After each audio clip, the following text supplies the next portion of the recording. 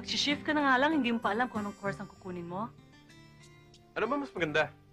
Siguro biology, para matuloy mo sa medicine. Biology? Pwede.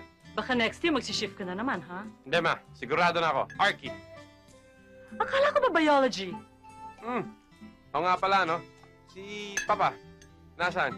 Nasa munisipyo na. Oo nga pala. Punta ako muna. Oh, wait!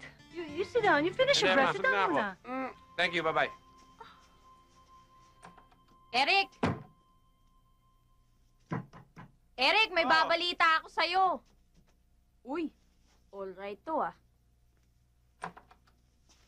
Ano? Bagay? Ano nga ibabalita mo? Hoy, yung shota mo. Si Linda. Ayun, may ibang shota. Si Gary, yung basketball player. So? Anong so? Ayan, nakakarma ka. Nakahanap ka ng katapat mo. Manloloko ka. Nanloloko ka ng chicks. Ngayon, niloko ka ng chicks mo. Okay lang yun. Ano? Ang labo naman yata nun. Hindi. Niloko ka na nga, tapos okay lang yun. Hindi malabo yun, okay? Ganito lang yun, okay? Bastang importante, maging masaya siya pag magkasama kami. Tapos, pag hindi kami magkasama, di bahala siya maghanap ng iba. Ang labo talaga ng utak mo, Eric. Same goes for me. Pag hindi ka siya kasama, okay rin lang maghanap ako ng iba. Bahala ka. O, halika na, halika na. Uy, sandali. Saan naman tayo pupunta? Halika, Pia! Uy, ano naman gagawin natin Tulungan mo doon? ako manligaw doon. Tara, malayo pa yun.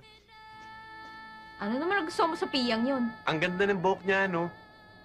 Eric, buhok lang na gusto mo na siya. Paano kung nakawig yun? Jem, totohanan to. Yan din nasabi mo sa akin kay Lourdes, kay Faye, Iba kay... to, Jem. Sige na, tulungan mo ako. Mukhang mataray eh.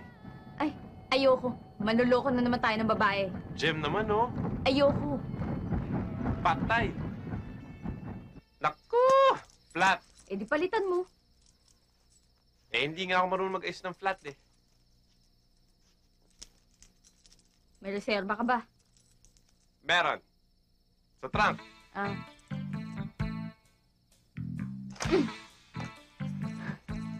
Hoy, mister. Baka gusto mo naman akong tulungan.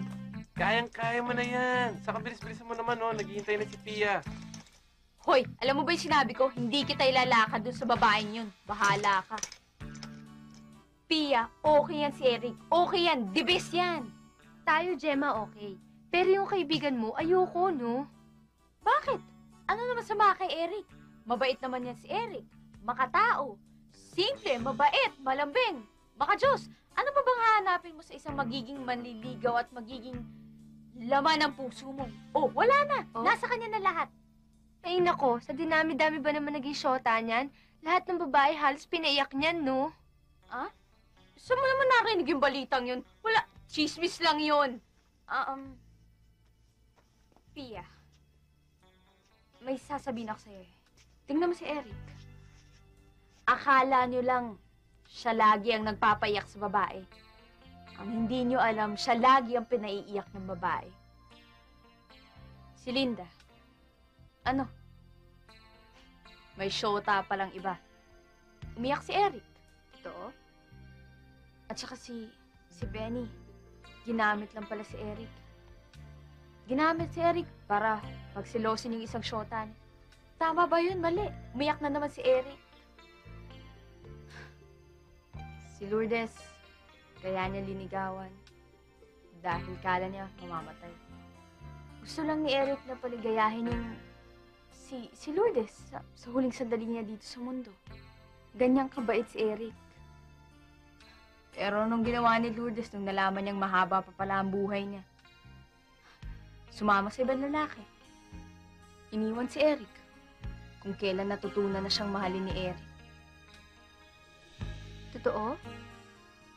Oo. Kawawa nga yung kaibigan ko eh. Lagi na lang bigo. Kawawa naman si Eric. Eric? Kumain ka na ba? Gusto mo ipagluto kita? Talaga? Gagawin mo yun para sa akin?